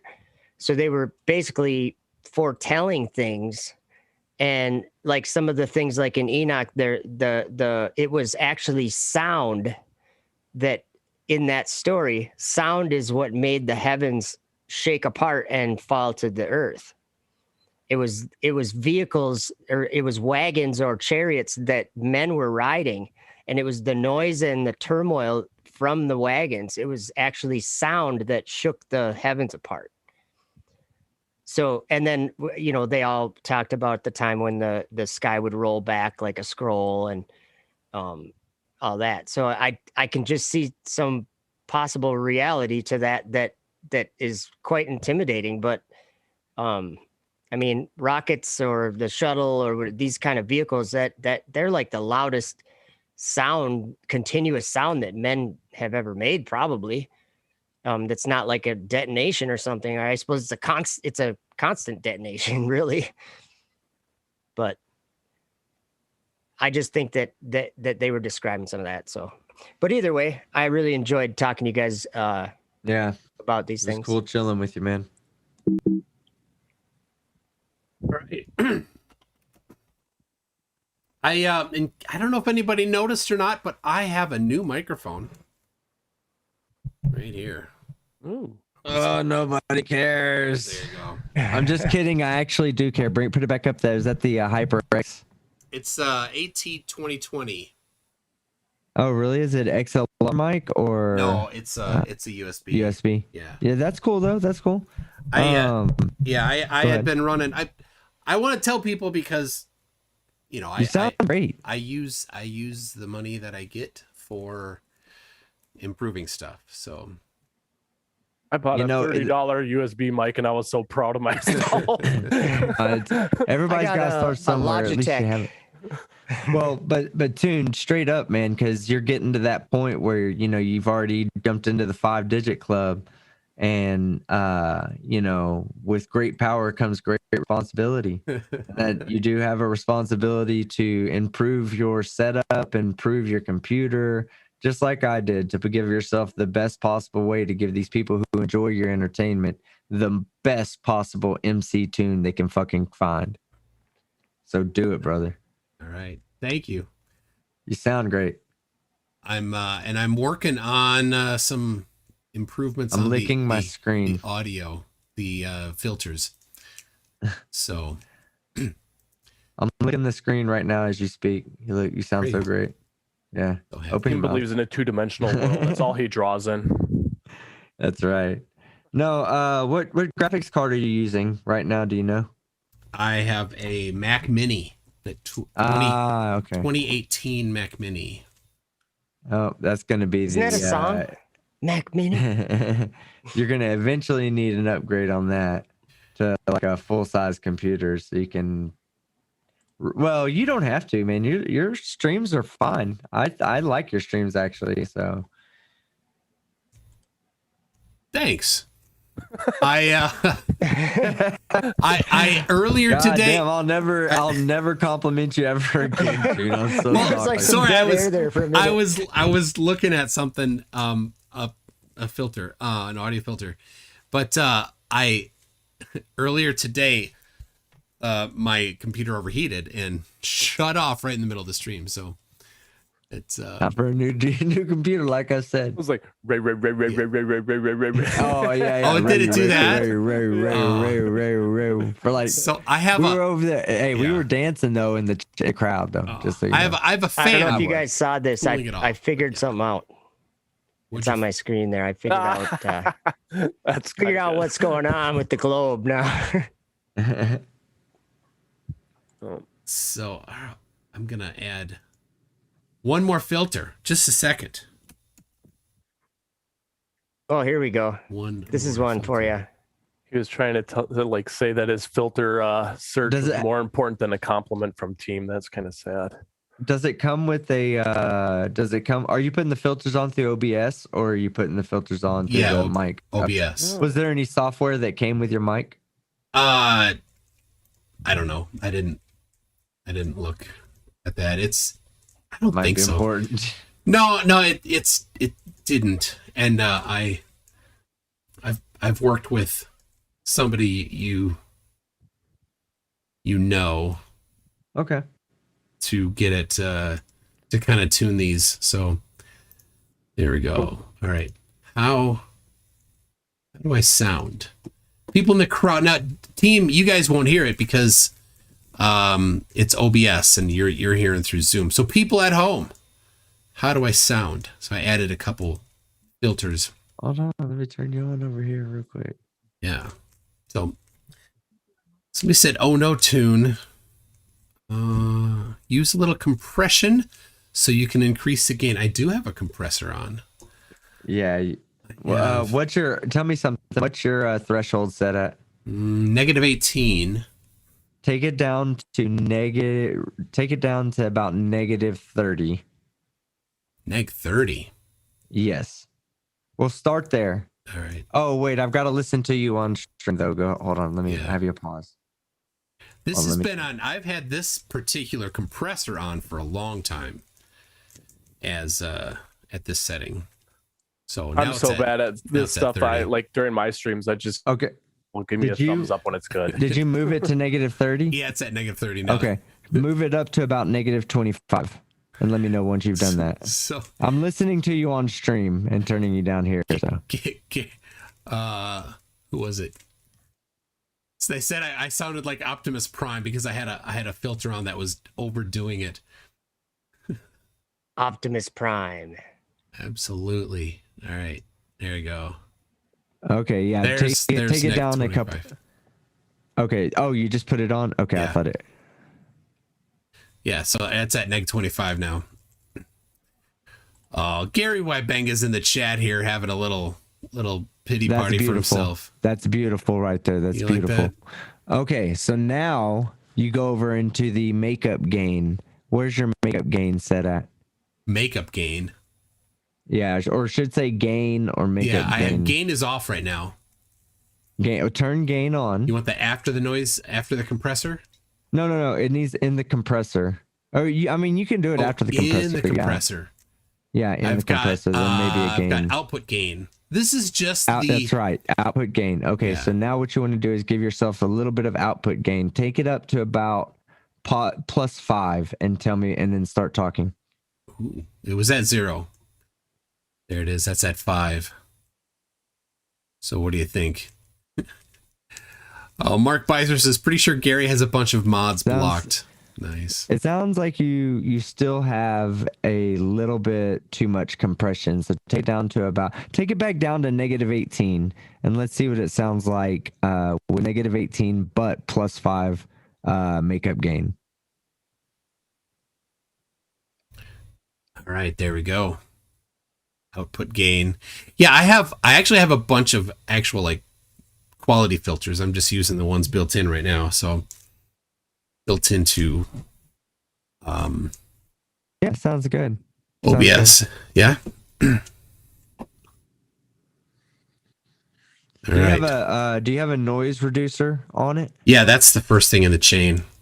Okay. Yeah, Ooh, I could hear that. I was clipping. wondering why I was hearing it. It's Is it clipping? clipping, yeah. Okay, well then turn your makeup gain down then you may have had it it depends on if you're you want to make sure the OBS is in the green right now. Yeah, Not it's going into the red. it is going to the red. Yeah, my gain is Okay, then turn the gain down. Yeah. Back to 0 or turn it off. there you go. All right. Well, I will work with somebody. I've been working with somebody, and now Quantum Degreaser has recommended that I work with a good friend of his, JM Truth, because he's outstanding in his field. He's a modified audio engineer. Yeah. He's a modified something. Yep. Get it straight. He's a modified everything. Mm-hmm. So, all right. Well, thank you everybody for joining the after show.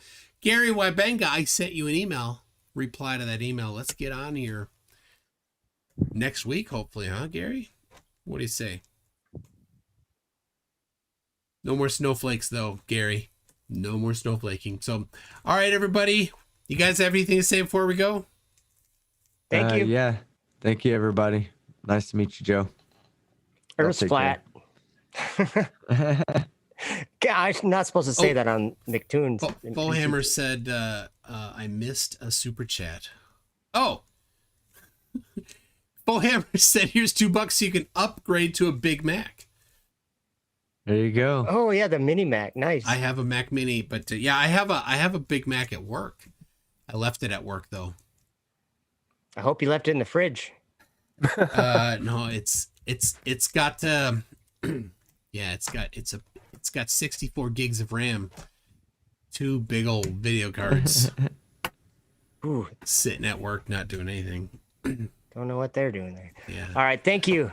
Yep. Thanks for coming, everybody. And let's see.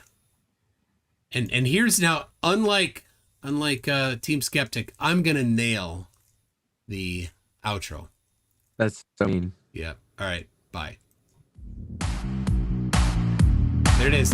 And I'm even talking over the outro so that people can hear me talk, just like you.